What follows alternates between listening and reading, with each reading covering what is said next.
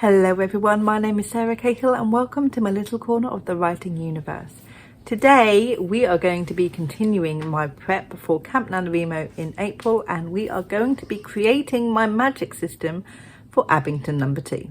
Now I sort of already have a magic system for Abingdon House. It's very basic, and it's mostly basic because book number 1 does not focus on the actual magic aspect of this whole world that I've created. Technically neither does book 2, but book 2 does need to sort of delve into the differences that I have with all of the different magics that exist in the world, and then books 3 and onwards will really focus on the depth and actual system of that magic. But I need to get myself to a starting point, and I do need to explain a lot of things to, I guess, try and make everything make sense. So that's what we're going to be doing today. In the magical realism world of Abingdon House, there are 7, technically 8, maybe 9 different threads of magic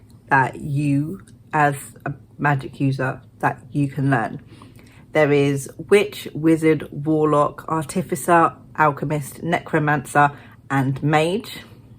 8th is technically sorcerer, but you can't learn to be a sorcerer, you just are. 9 sort of is sigils, but that is not its own magical thread, it sort of adds to all of the rest of them. Each thread already has its thing, so like alchemists are chemists, artificers are engineers and inventors, wizards are like librarians, I guess, warlocks are magical lawyers, etc, etc. Each thread has its own speciality, their own integration or human integration, I guess, into the real world.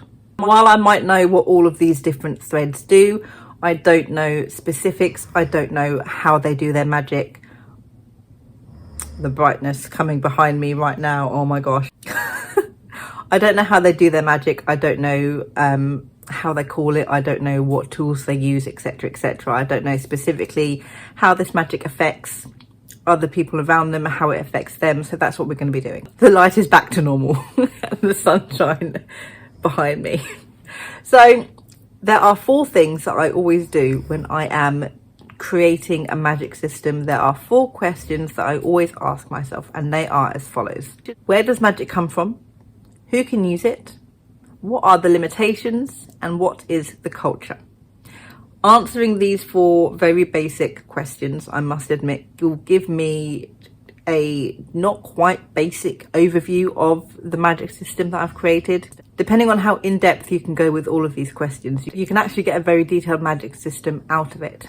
I know the answer to one question: who uses it? Anybody who has the ability to learn magic can use magic. It's not something you're born with, it's not something you innately have within you. When you are 13 years old, you either find out that you are able to use magic or you are not able to use magic. At 13 years old, you do a basic overview of all of the 7 threads, so the first 7, not sorcerers. And you also do a basic overview of sigils, which each different thread uses. And then at the end of that first year, you decide which thread you want to pursue. You can only do one thread of magic, you can't mix and match, unfortunately. And then after that you go to the academy for 4 years, where you learn that specific thread of magic in depth.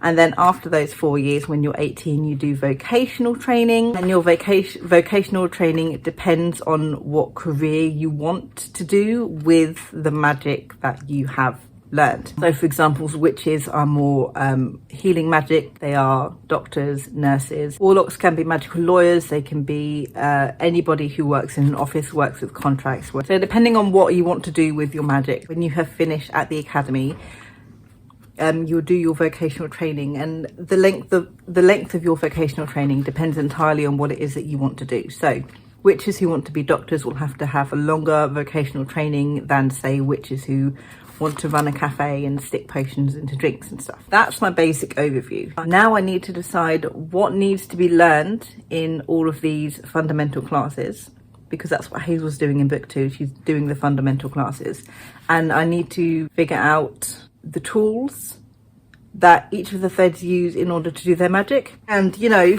the culture and the limitations and all of that other stuff. Let's go.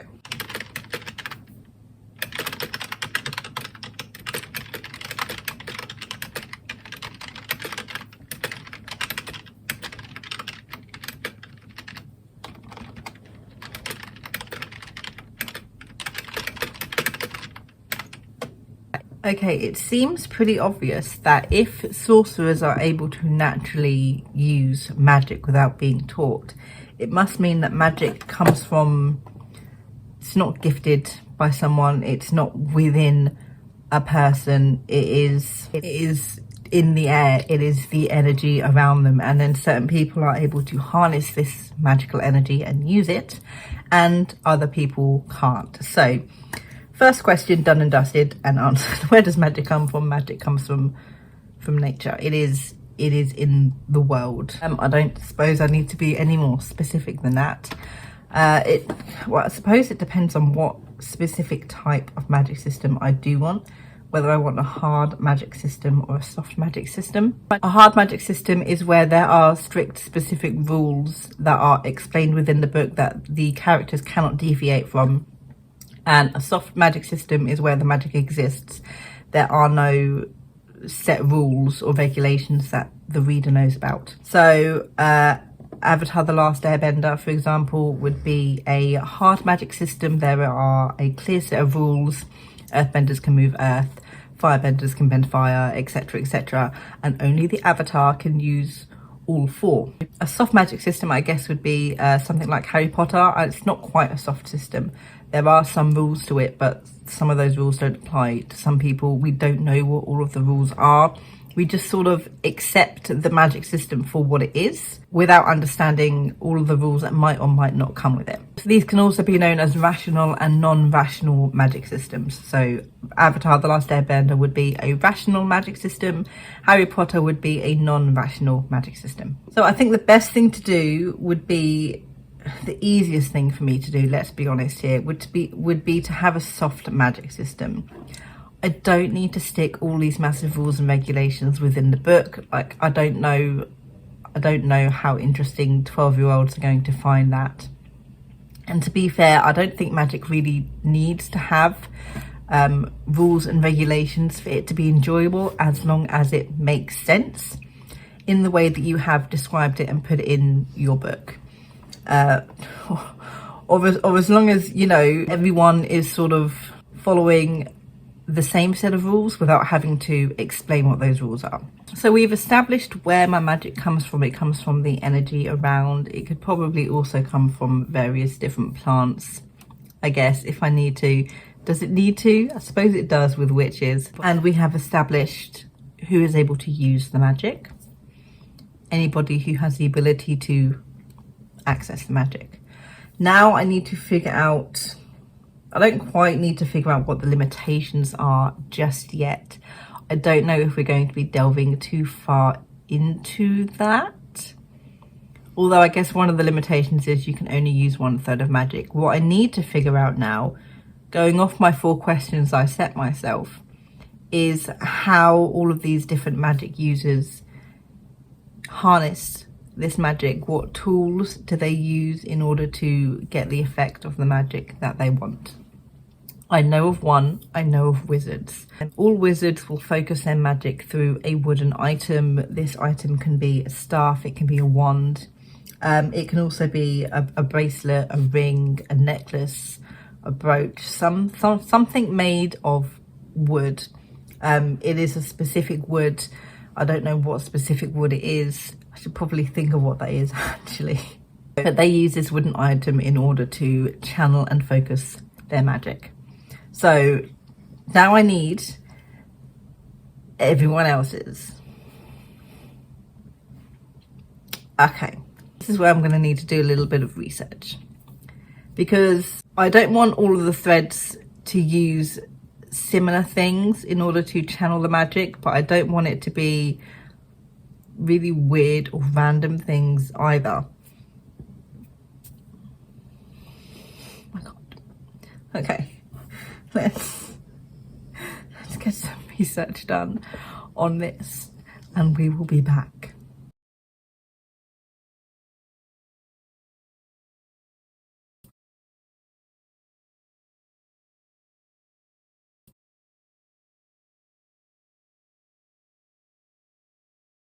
That was a lot more difficult than I thought it would be. I thought it would be nice and easy to try and think of like objects or something for these different threads to focus their magic through. It was not, and I didn't want to like be cliche and use stuff that is already in use, but I have, for lack of thinking of anything else. And now I'm asking myself questions in regards to some of these items, which I don't want to be asking myself, because I think that's going to be playing too hard and fast with the physical rules, which I don't want. I don't want people to question why this stuff works, even though I am currently now questioning how and why this stuff works, because it's not like I'm going to be explaining it in the book, which is, oh my god, this is why I don't like creating magic systems. I ask myself too many questions, which I then don't want to answer because it's more work. Right, okay. Everybody sort of has an item. They're really weird. Some of them are. Again, I don't know how to make the rules, specific rules for these, which is why I'm not going to. But my head is like, how does it work though? How does it work? Do I need to know how it works as the writer of this book? I probably should, so I can't fight myself into a corner or make up some rule to write myself out of a corner. Which brings us lovingly to the limitations of each and everyone's magic. Now obviously the first limitation is you can only use the magic within your specific thread. Each thread has its own sort of set of rules, and the main rule is you are unable to, I think it's physically unable to perform magic that is outside of your thread. That's the first limitation. The second limitation I think is going to have to be something along the lines of, if you don't have your focusing object, I guess you can't use the magic. But yeah, limitations are difficult because with focusing magic, with them having to focus their magic through an object, are there going to be physical limitations in regards to that? Obviously knowledge is going to be one. You can't perform a spell if you don't have the knowledge to perform that spell. Obviously if you haven't had enough practice, that is going to limit what you are able to do. But are there really any other like physical limitations or mental? This is the thing. This is the thing, because each thread is different. So each thread is going to have a different limitation, but they're all going to sort of share the same limitations at the same time. I'm trying not to answer all of the questions I've asked myself about these specific magical items, and the focusing of the runes, which is something you draw, and sigils, which is something you draw, and alchemical symbols, which is something you draw. And what are the limitations to those? You're never going to be without a rune or a sigil or an alchemical symbol. So what limitations do those specific threads have when they don't have the ability to lose what they focus their magic through, because they make it as they need it? I do too much work. The more I plan, the more my brain thinks, and the more my brain thinks, the more I need to plan, because my brain asks me questions that I didn't want them to ask and that I don't really want to think of the answers to, because I don't think they're necessary. But my brain is saying, yes, it's necessary. But is it though? We're going to leave. We're going to leave this behind. I can't think of that anymore. We're going to talk about now the culture within magic systems. Now, usually in most books, culture would be something along the lines of, usually in magic systems, culture would be something along the lines of, is magic a secret society? Is it easy to spot someone who uses magic in a crowd? Like, do they dress differently? Do they have their own different belief systems or their own religion or things like that to do with their magic? Abingdon House is a magical realism novel. So basically everything's the same except magic exists, and vampires and werewolves and mermaids and dragons and all of that. They just exist in our world. It's our world. But, you know, mythical creatures are not mythical, they're just creatures. The majority of magic users are just normal people living normal lives, except they have magic to do some of the things for them. They are everything is sort of very well integrated within the normal world. So they have normal jobs. They, you know, have normal hobbies. There's just the magical element to it. So I don't quite know if it needs or warrants its own culture. That's the thing. I've made this too easy and too difficult for me now, because my brain is going to try and come up with scenarios where a culture is needed, while I'm like, I don't think a culture is actually needed for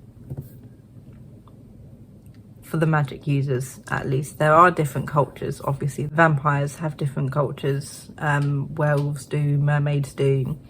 That depends on though if they're like a coven vampire or a pack werewolf or a pod mermaid, or like just a mermaid that just happens to live in the city living a normal life, you know. So they have their own sort of cultures, which is something I don't need to focus on now. I sort of have them anyway. But yeah, that's the next job I have. Do I need the cultures? And if I do, what are those cultures going to be? So I'm going to try and decide that for the next few minutes, and then we'll go over what I have and how the magic system works, see if it makes sense.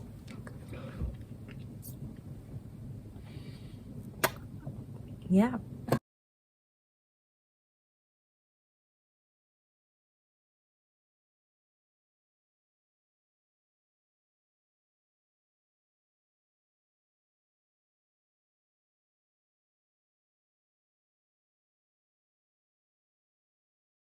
Okay, we have sorted out the magic system as much as I want to, without going into all of the depth that I probably need to, but don't quite need to right now.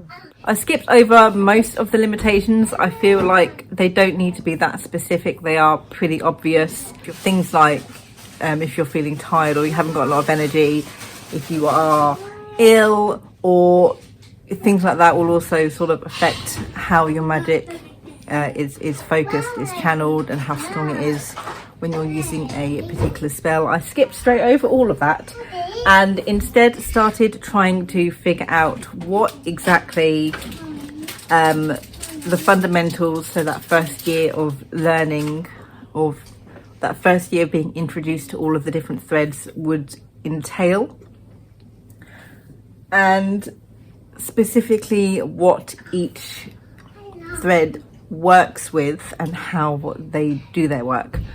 So that's not as comprehensive as I want it to be either, but my brain is just not functioning in the way that I want it to personally function right now. So I have basics. Basics aren't really a bad thing for me to have. While I'm writing, I will make up stuff in the scenes I need to make stuff up in, and then I'll work from what I come up with on the day when I write it in April, and then fix it when I need to fix it. I unfortunately remembered that I said I was going to create my own sigils in regards to Abingdon House, because sigils are supposed to be like very personal to each different user, and they come up with their own phrase that they want to invoke, and then they create a sigil for it, and then they use that sigil. Slightly different in this world. Sigils already exist. There are neutral sigils which all of the different threads can use, and then there are more specific sigils which only mages can use. The only way to create a sigil is for a sorcerer to create that sigil and give that specific symbol a magical intent, and then that can be used by the mages or as a neutral sigil by the rest of the threads. So mine is a little more complicated, but I thought I would give a quick go and try and actually create my own sigils. Why am I doing this? Based on the way that people actually do create sigils. So we're going to give that a very, very quick go now. So all sigils are supposed to start with an intention, something that your sigil is supposed to mean. Now this can be a complete phrase or something you want to invoke, like peace and love or content of mind or something like that. But I'm going to be using it as more of simple magic things that you need in order to do things. So let's take, I don't know, I need a word now. So let's take the word energy. The first thing you do is you remove any repeating letters. All of the letters you are left with, you need to simplify the letters into lines or curves, or you can leave them as they are. I'm going to simplify them. So, see, the thing is, N can just be N, right? And R can just be that sort of shape. With the G, I can sort of do that. And then if I want to simplify both parts, I can do a shape like that. And then the same with Y, I can do that part of the Y. And then, oops, just have, you know, another symbol that looks like that. And then they are sort of the simplified symbols. Now, some places say you stick it inside either a square, a triangle, or a circle. Some don't say to stick it inside anything at all. I'm going to stick mine inside. Let's stick it inside a triangle. I'm going to draw a triangle. And then all you need to do is simply arrange your shapes within the triangle to create the sigil.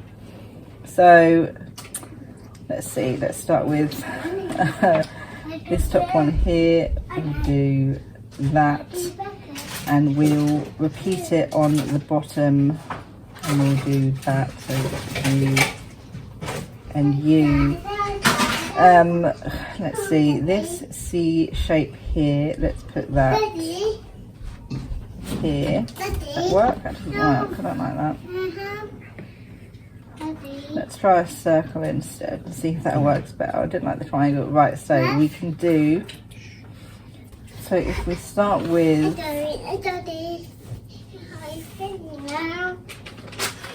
we'll do that there, and then we'll do the second one inside it, so it sort of looks like that. Then we want the C, I'll put the R shape here, like that.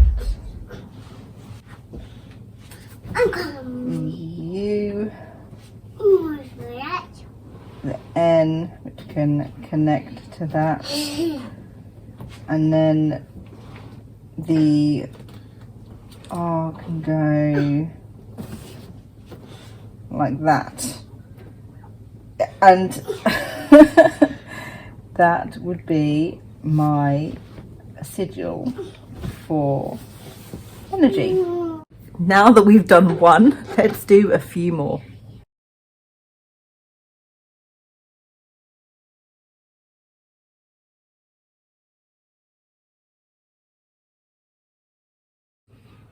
Magic system complete, sort of. Obviously,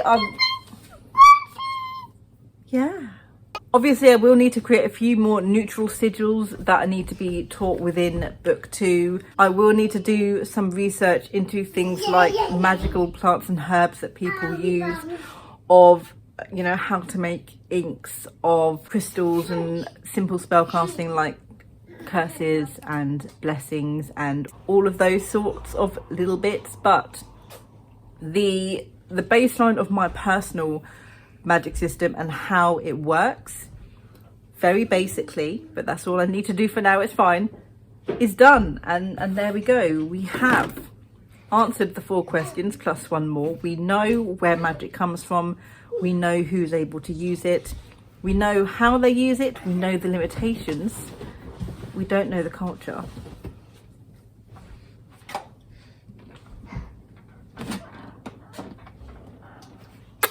There is no culture.